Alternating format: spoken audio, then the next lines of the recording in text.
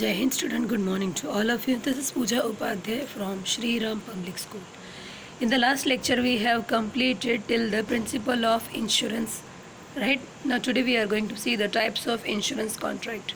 A contract between the insured and the insuree owns as the insurance contract. The insuree pay the premium and the insurer promise to pay the claim on the loss if there is any. The insurance contract have two types. Let's see. The first one is contract of indemnity. Contract of indemnity हमने कल ही देखा था. Principle of indemnity में indemnity का मतलब क्या होता है कि जिस चीज़ का आप इंश्योरेंस करवा रहे हैं, ठीक है, उस पर्टिकुलर चीज़ के वैल्यूएशन को निकालना, कॉस्ट को निकालना at the time of compensating, right. तो except the life insurance contract all other type of insurance contract are contract of indemnity. क्योंकि लाइफ के अलावा बाकी हम हर एक चीज़ की, चाहे वो प्रॉपर्टी हो या लाइफ स्टॉक हो, हम उसके वैल्यू को निकाल सकते हैं, ठीक है. This contract are fire insurance, marine insurance and theft insurance. Due see what happen under all this three types ना we can able to find out the how much loss has been took the place at what value, right?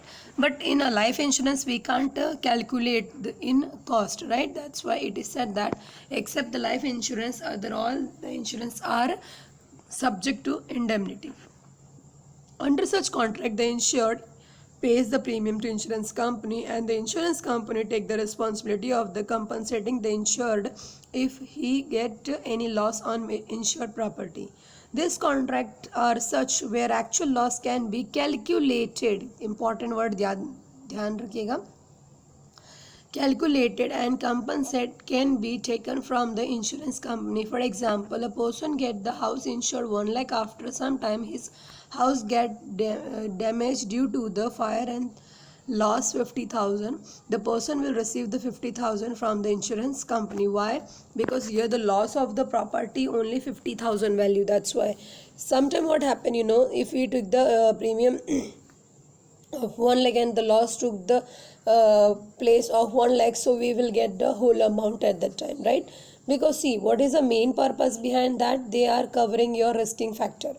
अब यहाँ पे क्या लगता है पता है कि हमने 1 लाख का इंश्योरेंस लिया था और हमें 50,000 ही मिल रही है. बट माय डियर स्टूडेंट, अगर मान लीजिए 1 लाख के लिए आपको 50,000 मिल रहा है, लेकिन आपने जब इंश्योरेंस कराया आपने 2 ही प्रीमियम भरा और तीसरे महीने ही ये प्रॉपर्टी डैमेज हो गई, तो आपको पता है आपने प्रीमियम में सिर्फ 2 to 4,000 पे किया और आपको 50,000 मिल रहा है, ठीक है. तो इसको प्रॉफिट अर्निंग पर्पज से मत देखिए. बस ये क्या करता है, इंश्योरेंस हमारे रिस्क को, लॉस को कवर करता है, ठीक है. नेक्स्ट है life insurance contract. This contract is not contract of indemnity. Value of the life and the human being cannot be estimated, hence it is very difficult to calculate the exact amount of loss. Under such contract, the insured pays a fixed premium every year and either at the expiry of the policy or on his death, whichever is earlier, he or his dependent gets the assured insurance amount insured. यानी जितने का इन्होंने insurance लिया था वो पूरा का पूरा अमाउंट इनको मिल जाता है, चाहे एक्सीडेंट के टाइम पे या फिर इनके डेथ होने के टाइम, ठीक है. अब नेक्स्ट आता है री इंश्योरेंस एंड डबल इंश्योरेंस. ये मोस्ट इंपॉर्टेंट चीज़ है, ठीक है, एग्जाम में पूछा जाता है. Generally re insurance and double insurance are used interchangeably but they are distinct term as it evident from the following. First, reinsurance. When insurance company get its risk insured from another insurance company, see क्या कह रहा है, when an insurance company gets its risk insured from another insurance company. इसका मतलब ये है कि यहाँ इंश्योरेंस कंपनी अपना इंश्योरेंस किसी और कंपनी के साथ करा रही है, ठीक है. देन इट इज़ कॉल्ड री इंश्योरेंस. तो उसको हम लोग क्या कहते हैं, री insurance. In this insurance contract, both the insured as well as the insurer are the insurance company. When the insurance company finds that its risk has exceeded a certain limit, it transfers a part of its risk to some other insurance company to taking the reinsurance of the certain item. This contract does not affect the contract between the main insured and insurer. Simple meaning में, जैसे मान लीजिए कि life insurance company है, ठीक है, और एक बजाज आलियांस इंश्योरेंस कंपनी है, ठीक है. अब मान लीजिए बजाज आलियांस कंपनी ने लोगों का इंश्योरेंस करवाया है, ठीक है, लेकिन उन्होंने अपना भी इंश्योरेंस लिया है लाइफ इंश्योरेंस कंपनी से. तो इस केस में क्या होता है, अगर बजाज एलियंस को किसी भी तरह का रिस्क फैक्टर लगता है तो उस केस में लाइफ इंश्योरेंस उनको कंपनसेट करती है। और इस वजह से जो बजाज एलियंस इंश्योरेंस कंपनी का उनके लोगों के साथ में इंश्योरेंस कॉन्ट्रैक्ट है उस पर इसका कोई असर नहीं होता है। ठीक है, हम इसको री इंश्योरेंस इसलिए कहते हैं क्योंकि ये जो इंश्योरेंस करवाते हैं वो खुद को भी किसी और के अंडर में इंश्योरेंस करवा लेते हैं, दैट्स व्हाई। क्लियर हो गया? सिंपल मीनिंग है इंश्योरेंस री इंश्योरेंस में आपको इतने ध्यान में देना है कि यहाँ पे इंश्योरर और इंश्योरी यानी इंश्योर्ड दोनों ही एक इंश्योरेंस कंपनी होंगे, पहला। दूसरा, यहाँ पे दो कंपनियों के बीच में कॉन्ट्रैक्ट होता है। तीसरा, दो पार्टी के बीच में कॉन्ट्रैक्ट होता है, दो इंश्योरेंस कंपनी के बीच में, तो इसके लिए उनके अपने अपने क्लाइंट के साथ जो उनके कॉन्ट्रैक्ट है उस पर इसका कोई असर नहीं होता। ठीक है, आई होप सो क्लियर हो गया होगा। देखिए पिक्चर में भी दिया है insurance company, the insurer C insurance company and insured B insurance company, insurer B insurance company and insured A company limited. देख रहे हैं? क्लियर हो गया? Now for example, a person gets an insurance policy of ₹5 lakh on his house from the New India Insurance Company. The company considered it to be an excessive risk coverage. Case of any damage to the house, the company will not able to compensate the insurer, and it gets insurance policy on the same house from the National Insurance Company, and of ₹3 lakh. After some time, the house is completely destroyed. The insurance will get ₹5 lakh from the New India Insurance Company. On the other hand, the New India Insurance Company will get 3 lakh from the National Insurance Company. In this way, the first company has reduced its risk up to the 3 lakh. क्या हो रहा है, किसी बंदे ने एक company से अपने हाउस के 5 लाख के इंश्योरेंस करवाए, लेकिन उस कंपनी को लगा कि वो 5 लाख नहीं पे कर पाएगी, तो उसने क्या किया, 3 लाख का इंश्योरेंस किसी और कंपनी से करवा लिया। कंपनी ने किसी और कंपनी से 3 लाख का इंश्योरेंस करा लिया। ठीक है, अब जब उसका हाउस पूरी तरह से डैमेज हो गया क्लाइंट का, तो वो तो अब जिससे 5 लाख का इंश्योरेंस कराया था वो उसी कंपनी से 5 लाख रुपया लेगा, लेकिन उस कंपनी ने भी किसी और कंपनी से उसी प्रॉपर्टी पे उसी इंश्योरेंस पे 3 लाख का इंश्योरेंस कराया था, तो वो उनसे 3 लाख लेगी। यहाँ पे सिंपल मीनिंग में बता रहे हैं।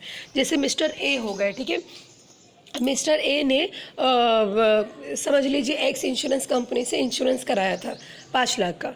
अब एक्स इंश्योरेंस कंपनी ने वाई इंश्योरेंस कंपनी से 3 लाख का इंश्योरेंस कराया। मिस्टर ए का पूरा प्रॉपर्टी डिस्ट्रॉय हो गया, इसीलिए मिस्टर एक्स इंश्योरेंस कंपनी को उन्हें 5 लाख देना पड़ा।